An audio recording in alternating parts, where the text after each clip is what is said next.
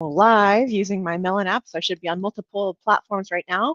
But before I get started, I want to make sure that you can hear me because I've been in way too many lives that I've done where that has just not been the case. So let me make sure that it's there. I see myself and I can hear myself. Great. Let me go ahead and bring up my notes to make sure that I stay on track and on time, because today is going to be hopefully short and sweet with this incredible new tool that I have found to help you manage your developer secrets. Okay. All right. Everything's up and great. Hello and welcome. Thank you so much for joining me today. Secrets and environment variables. As a developer, you are likely going to be using these at some point in your career. And if not, I suggest that you learn it so that you can make some really cool things and be secure. Anyway, even if you only have a few code repos, managing your secrets may not be such a big deal at the time. But what happens when you have hundreds, if not thousands of software secrets that you've got to manage and be secure about, but then you have to completely change them all very quickly? Now that sounds like a nightmare to me. How about you? I mean, oh my gosh, I can just imagine how much time that would take, let alone the stress and everything else involved. But here's what's great though. I found something to save the day. So in today's Prosperous Heart training, I'm going to show you what this golden tool is and a quick start guide on how to integrate it with your GitHub repositories and CodeSpaces. And if you don't know what CodeSpaces are, they're basically virtual machines, and I'll show you how to create one in just a sec. But before I forget, if you're looking for direct guidance or mentorship in your career journey or along development and whatnot, I have something to share with you at the very end, so be sure to stay tuned. Now, if you don't know me, my name is Cassandra. I am the Prosperous Heart, and I empower people just like you to create greater success in their life. And I choose to do so by breaking down the tech for digital marketing and programming into easy to understand, bite-sized pieces. So if you find value in today's training, be sure to comment your biggest takeaway down below and share this video on your preferred platform. This will help others have a greater chance of seeing more content like this. And if you would like to hear more from me about programming, digital marketing, human design, or whatever I feel may benefit you, then be sure to turn on notifications for whatever platform that you're seeing this on. Now, as I've mentioned before, I'm passionate about empowering people for success, and this passion, coupled with my drive to educate others, has led me to some incredible speaking opportunities and developer advocate positions that I found so much joy in. Now, all of this has actually led me to how I found this golden tool of dev secrets. Now, if you weren't aware, I'm actually currently seeking a new role as a developer advocate, and thanks to LinkedIn, I found a possible position at a company called Doppler. And no, it's not Doppler radar.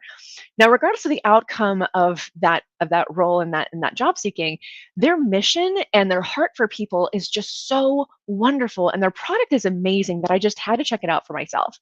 So I started playing around with it, and in fact, their starter tier is extremely generous in what they provide before you ever offer your credit card. Forewarning, once you try Doppler, you may never go back, and it's just that good.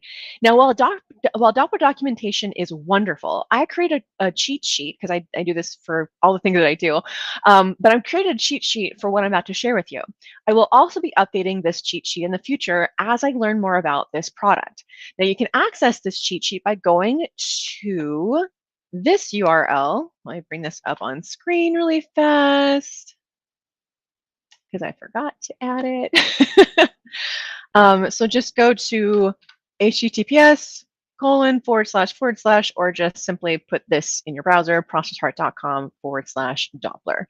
So go to that website. Once this live is over, right, I'm going to embed this stream into that post, but you can check this link out later for the Jupyter Notebook cheat sheet version of what I'm about to share with you, as well as the test code repo.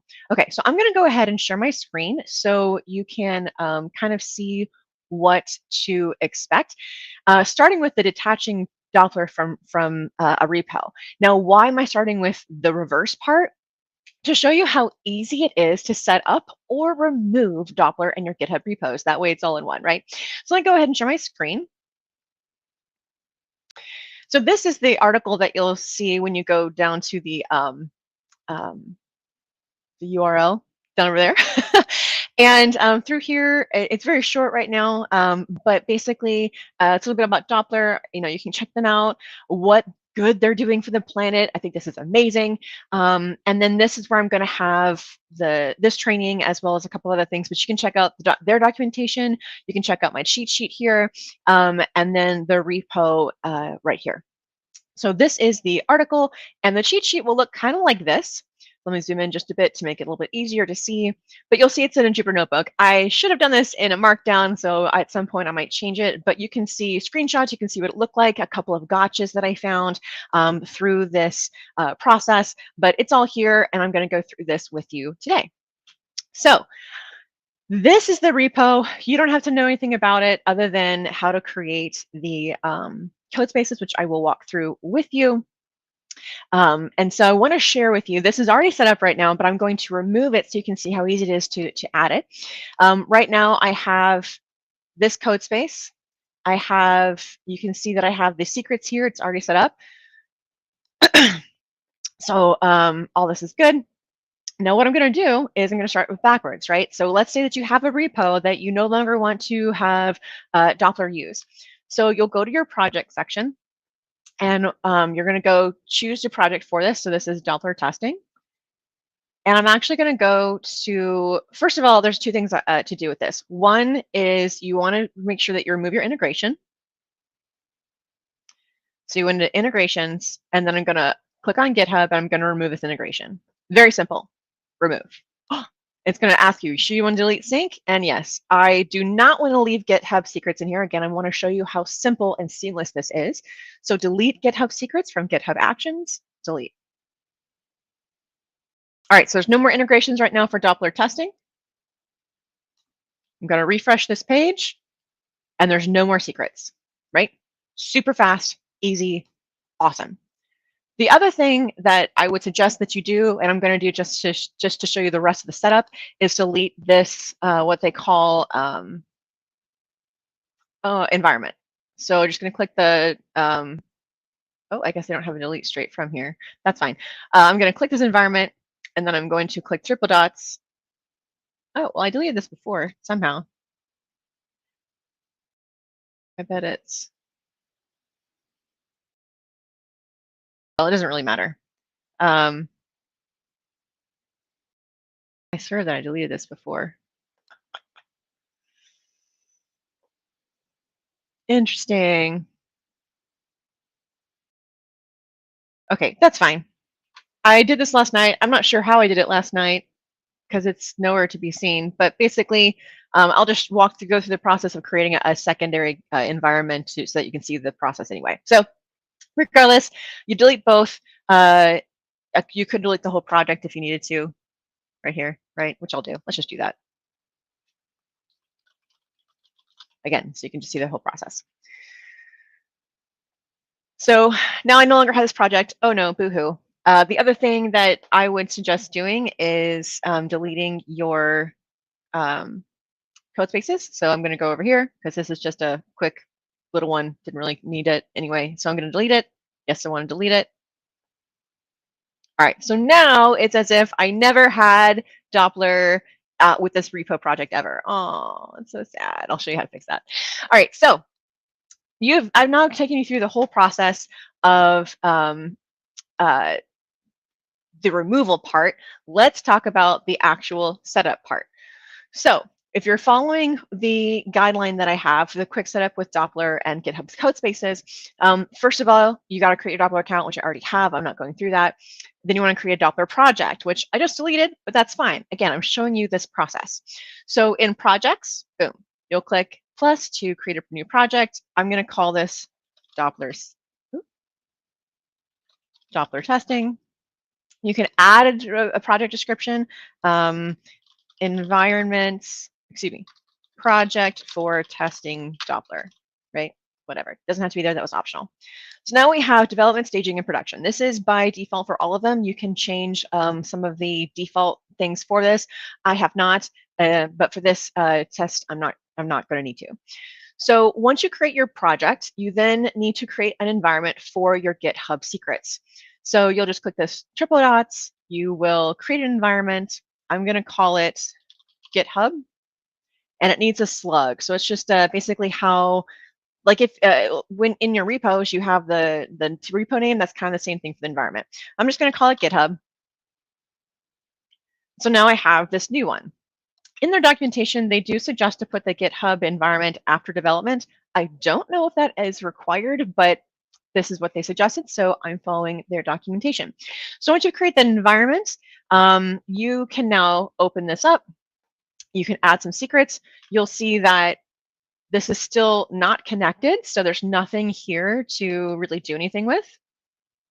So before I add my first secret, I'm going to show you a quick thing about this. So again, you're going to go to integrations. You're going to choose GitHub. There's going to be a few other things that happen with this. Since I've already integrated things, there's not really going to be a need for me to show this unless I just completely undid it. But if you connect this to all of your repos by default, which you can, I did not. I do it a single repos. But if everything's in here, you just click on this.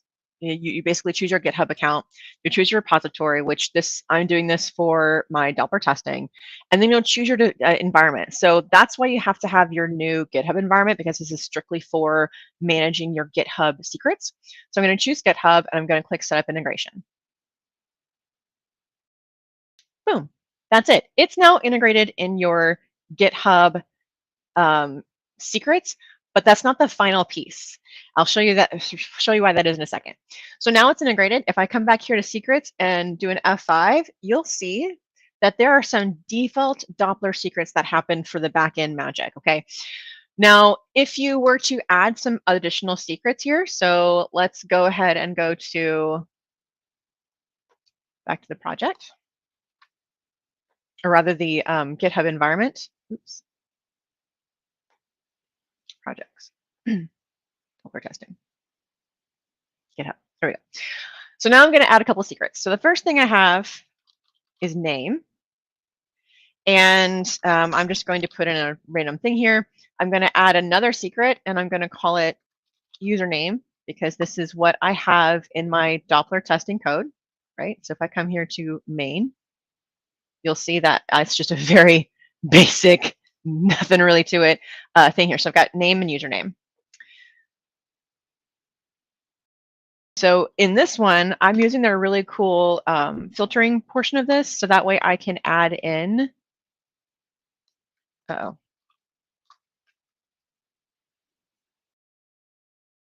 that's why I didn't delete it the last time I did this. Okay, so there's a way to refer things. In fact, I think the way I did this last time is I saved this. Username, and now this should work. Nope. There it is. Okay, so they have a really cool background into this where you can refer to other secrets, both inside this single one, and if you had like another project somewhere, you could refer to that secret. So in order to do that, you have the $sign and then a brace. And so as you're going to see, I'm going to have name here, and that's all I'm going to do. So I'm going to click Save. And you can actually address these changes across all environments if you want. I'm just changing it for GitHub. All right, so configs have been saved. If I come back here and refresh the screen, you'll see that they're there. Cool, right? So now you see that they sync across. Now I'm going to show you how to set up the CLI portion with your CodeSpaces. So this is the part that you can do on your local machine if you want to, but I just wanted to see if it was possible to do it in CodeSpaces, because I am really, really enjoying using CodeSpaces, which another video for another time. Okay, so going back to the repo. So once you have created your Doppler project and you're ready to do this, you'll click on code, click on create code space on main, or whatever branch you want to do it on. I'm doing it on main. So this will take a minute to set up, but it will basically allow you to run your project. And I'm going to show you that piece in just a second. So you can see that it actually is working when working with Doppler. Now with this, it will tell you if Doppler's not installed. So you'll know when you've missed a step or two, which is great. It's always frustrating when you have error messages that aren't very clear. Okay, so once this finishes its setup, it's going to run a couple more things while it's getting prepared. But basically, you're going to want to run a particular command line set from Doppler's documentation. So in their documentation, let me just show you really fast. Oh, that's not what I meant to do. Sorry, I've got it, my links over here on the other side. I'll let that load. So in order to test this to make sure that it's working right, I'm going to add these two. And if you think this looks familiar, it should. If you use VS Code, it's very much the same visual here. So you see that I have my main function or main Python script here and my unit test here. If I were to run Python main, you'll see that it provides a none because right now these environment variables don't currently exist. I'm not using an env file. I'm not doing any of that. But when we're running Doppler, it will show this, and I'll show you how in just a second. So now that my screen came back up, so when you go to the Doppler documentation,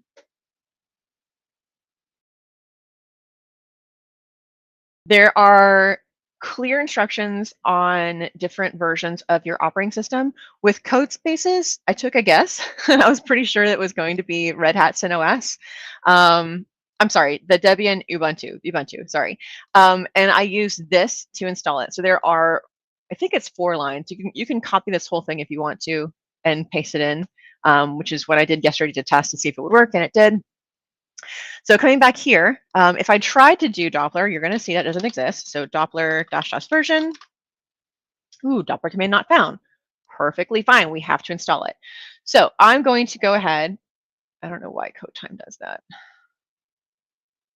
Okay. I'm going to go ahead and probably because it's still loading. I'm going to go ahead and run those lines. So I'm just going to paste it.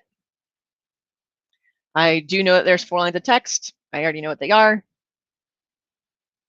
So I'm letting it do its thing. It's going to install a whole bunch of stuff. It doesn't take very long at all that I found. And then one more enter because it doesn't get that extra new line for it.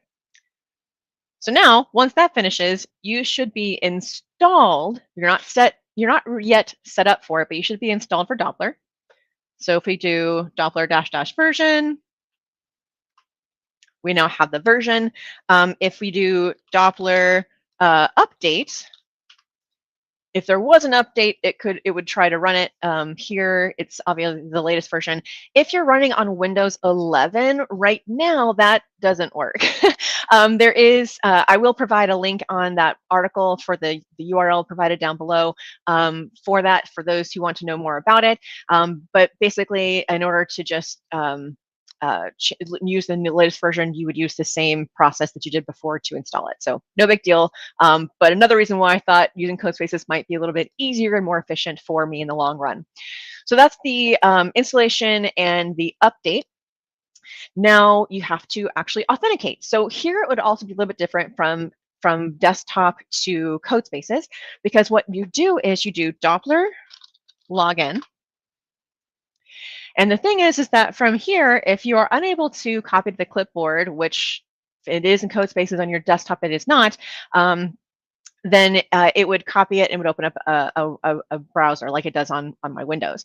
Since it doesn't, I'm just going to say, yes, I want to authorize in my browser. And I'm going to take this URL. Right now, I'm just hovering over it, just like in VS Code. I'm going to click follow link. I'm going to open that. And so here it's going to say, hey, please authenticate. You can't see that, unfortunately, because of my face. So let me.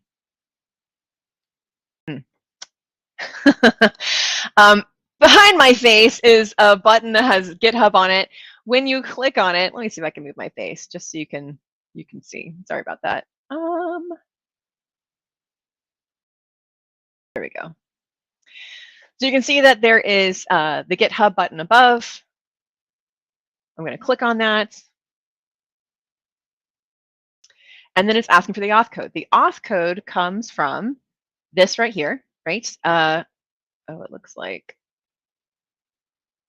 let me hide this now. Oh, yeah. All right. Let me just move this up. Here. Of course. Okay, so it's fine. So there is a code down the bottom right here. Some random thing that happens. It's different every time. So you're going to take that. You're going to then paste that code inside of the enter auth code, and you're going to click next. You're then going to name your token. I'm going to call this CodeSpaces, I'm sorry. Yeah, CodeSpaces testing. And I'm going to click finish login. So from here, your authentication has completed, and it's going to tell you to run your Doppler setup in your project folder. So I'm going to show you exactly what that means. So you now see that it has gone through and says, welcome, Cassandra, yay, you're here. So once you have completed this part, this is where you will then move forward and not install it, but complete the setup. There we go. Well, you'll complete the setup. So now that you've integrated, you're going to complete the setup by doing Doppler setup. And that's it. Now, if you have a, oh my gosh, a config file, then it will automatically bring this in. Otherwise, you will choose the project, use the up and down arrow for your project. This one I'm using Doppler testing, so I'm going to press enter on that. I'm then going to use the GitHub config, again, the arrow buttons. And it's going to tell me, hey, you are now here with that. And if I were to run, move this here. Cool. So if I were to go back up and run that Python file that we saw before, right? Python main, it still shows none. But when you run Doppler run, there we go. It now shows, that's what, that shouldn't say Cassandra, sorry. That should also actually say, to show you that it's different.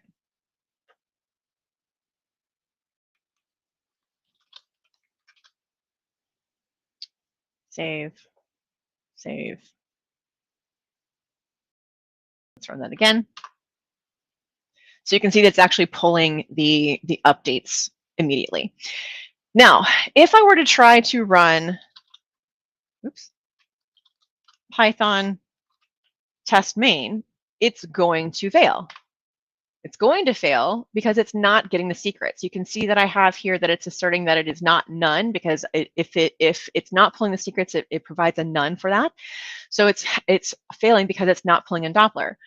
But here's one of those catches that I was telling you about earlier. If you try to run Doppler run on that test, sorry, Doppler run with that test, it's fine, right? It shows that it runs. But if you try to run the verbose flag, it fails. Here's how to get around that. If you want to get around that, you have to use what's called their multi-line something. And I'm looking for it right now. I guess I've missed it. But basically, we're going to go here to their search. We're going to search for multi-line. Multi-line.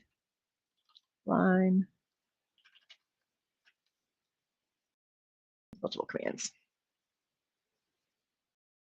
Basically, it puts it into quotes. I think it's like Doppler run -- command and then quotes. Yeah. Okay. So before we had this, right? Doppler run Python test, blah, blah, blah. But now if we do Doppler run -- command equal and then put this into quotes, now it runs it with the verbose. You can see that it's running the test to confirm Doppler secret, running the Doppler trick for referencing secrets, which is the doc string of these test functions in here. So that's it. Very simple. Oh, very easy to do. And it looks like my screen didn't reset. All right, hold on. Let's do this. Okay. So you can see, I'm not sure why it didn't reset. Sorry about that. But you can see that I ran the Doppler run -- command equals, which it's still not updating on this live. That's awesome. That's not awesome. But you can see, wow, I don't know why it's doing that. That's done that before. But you can at least see that the Doppler run command is on there. It's run the verbose. And this is just such a nifty way of integrating everything and putting it all together. So I believe that's all I wanted to share with you today. Let me check my notes real quick. Yes, that's it.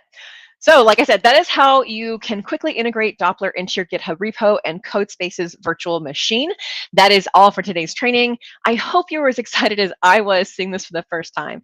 Now, what are some cool projects that you can see with this that you can't wait to start using this golden tool for development secrets? I would love to know, so let me know below. Thank you so much for being here. You could have been anywhere else, so I really appreciate you spending your time here with me today. Now, before I go, as promised, I just wanted to remind you that I've done something new this year. I've opened up my mentorship program, and I'm only offering 10 more spots for the month of May. It's just May 1st as of this video, so I have 10 more spots open for this month. Now, during my career as a software engineer and digital marketer, I found that it doesn't really matter if you are planning a go-to-market strategy for new software that you've developed, you're trying to get people to attend an event, or even if you're just looking for a new job. You must learn how to leverage digital marketing strategies and channels in order to be seen by the most people likely interested in what you're promoting. And that does not mean every channel. It really means what you are trying to market. Now, when you're developing software, and really anything, but with software, having a mentor or someone to help guide you is an essential part of your journey, at least if you want to save time and money. So that's why I've designed an opportunity to empower those looking to grow their skills in both digital marketing and programming. Because the truth is, even if you got a degree in computer science like I did, technology is evolving at a rapid rate. And without a mentor or a group of people to support you and help guide you, it may seem really overwhelming to keep up. And I know, because there's just so much going on and I want to be in all the things. But I understand your pain. I really do. And that's why I created my monthly mentorship program, because I've been there. I've been without mentors. I've seen this, I felt the stress, the issues with not having someone to say, hey, your head's in the weeds, look at this in the bigger picture, or hey, here's a new way of looking at this project, or whatever the case may be. So if you're looking to have direct connection with someone who has worked in both the digital marketing realm as well as software development, if you're tired of confusing trainings, lack of responses to your inquiries on discussion boards, or simply would just like a more human approach to training or to learning, then my monthly mentorship program might be for you. So connect with me on whatever platform that you're seeing this on, and we can chat about what you're looking to accomplish, where you feel you need assistance, and how I may be able to empower you for success in those endeavors. Okay, that's it for me for today. Thank you again. I hope you have a wonderful and prosperous rest of your day.